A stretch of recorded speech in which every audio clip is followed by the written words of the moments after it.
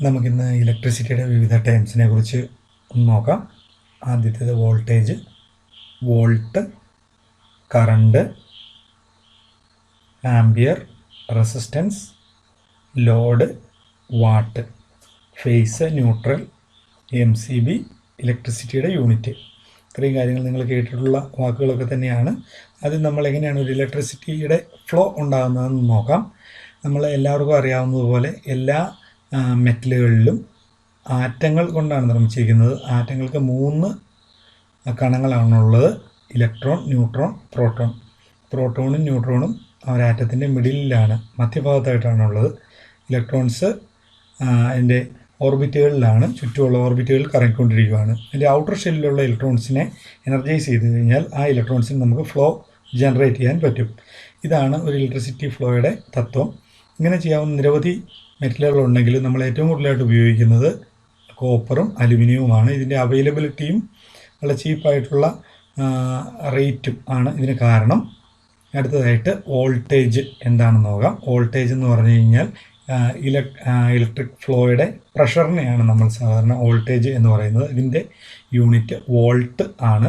നമ്മളുടെ വീടുകളിൽ അവൈലബിൾ ആയിട്ടുള്ള വോൾട്ടേജ് എത്രയാണ് എന്ന് നമുക്കറിയാം, 220 വോൾട്ടാണ്.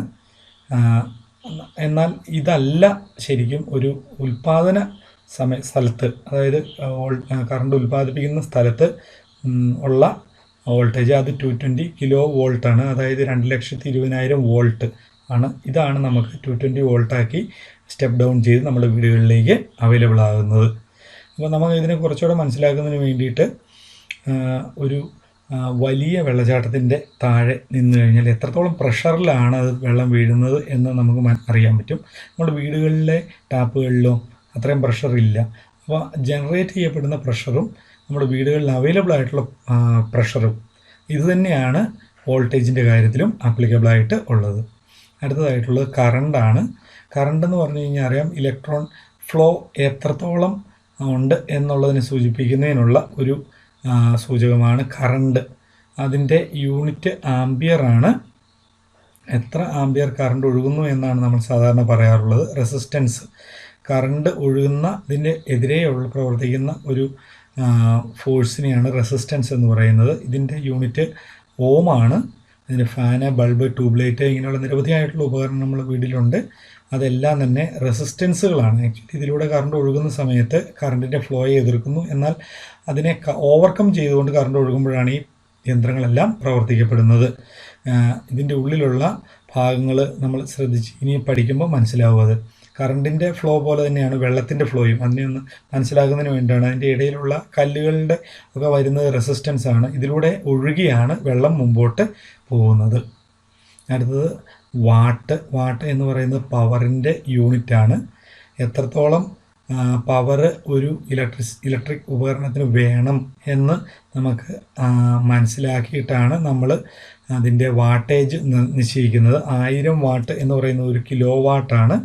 Power is equal to voltage into ampere എന്നുള്ള, അല്ലെങ്കിൽ കറണ്ട് എന്നുള്ളതാണ് അതിൻ്റെ ഇക്വേഷൻ. അതായത് കറണ്ട് എന്ന് പറയുന്നത് പവർ ഡിവൈഡഡ് ബൈ വോൾട്ടേജ് ആണ്. 1000 വാട്ട് ഉള്ള ഒരു ഉപകരണം 220 വോൾട്ടാണ് നമ്മുടെ വീട്ടുകളിൽ അവൈലബിൾ ആയിട്ടുണ്ട് എന്നുള്ളെങ്കിൽ ഏകദേശം 4.54 ആംപിയർ കറണ്ടിനെ ഡ്രോ ചെയ്യും.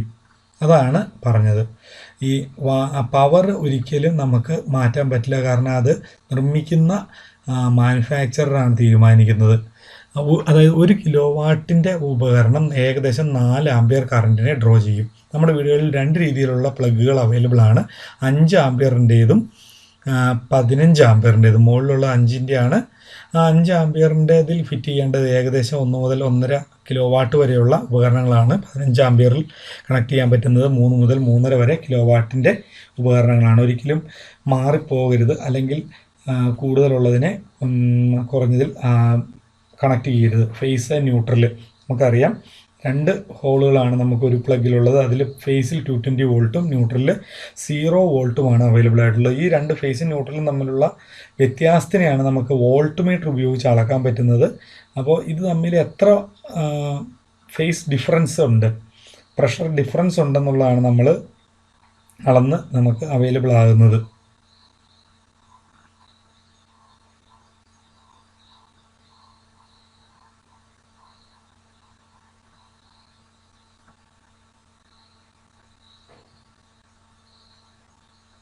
അടുത്തായിട്ട് MCB ആണ്. നിങ്ങളെല്ലാവരും കണ്ടിട്ടുള്ള ഒരു ഭാഗമാണ് MCB, മിനിയേച്ചർ കറണ്ട് ബ്രേക്കർ.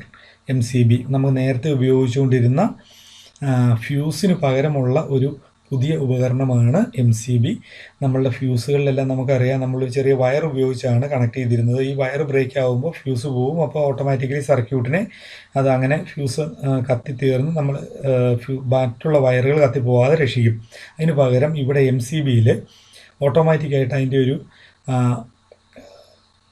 അതിൻ്റെ ഉള്ളിലുള്ള ഒരു ബ്രേക്കർ, സർക്യൂട്ട് ബ്രേക്കർ സ്ട്രിപ്പ് ആവുകയാണ് ചെയ്യുന്നത്. ഇപ്പം നമ്മൾ നോക്കിക്കഴിഞ്ഞാൽ 63 ആംപിയറുള്ള ഒരു ബ്രേക്കറായിരുന്നു അത്. അടുത്തതായിട്ട് ഇലക്ട്രിസിറ്റിയുടെ യൂണിറ്റ് എന്താണെന്നുള്ളതാണ്. ഇലക്ട്രിസിറ്റിയുടെ unit watt, 1 kilo watt into 1 hour എന്നുള്ളതാണ് ഒരു യൂണിറ്റ് എന്ന് പറയുന്നത്. അതായത് 2 കിലോ വാട്ട് ഇൻറ്റു 0.5 അവർ അല്ലെങ്കിൽ അരമണിക്കൂർ എന്ന് പറഞ്ഞാൽ ഒരു യൂണിറ്റാണ്. അല്ലെങ്കിൽ 10 വാട്ടിൻ്റെ 10.1 കിലോ വാട്ട് 10 വാട്ടിൻ്റെ ഒരു ബൾബ് 10 മണിക്കൂർ ഇട്ടാലും ഒരു യൂണിറ്റാണ്. നമ്മൾ സാധാരണ നമ്മുടെ വീടുകളിൽ ഇലക്ട്രിസിറ്റിയുടെ യൂണിറ്റ് അളക്കുന്നതിന് വേണ്ടി നമുക്ക് അവൈലബിൾ ആയിട്ടുള്ള ഒരു ഉപകരണമാണ് എനർജി മീറ്റർ. നമ്മളുടെ എല്ലാ വീടുകളിലും അതുണ്ട്. നിങ്ങളെല്ലാം അത് കണ്ടിട്ടുണ്ടെന്ന് ഞാൻ വിചാരിക്കുന്നു.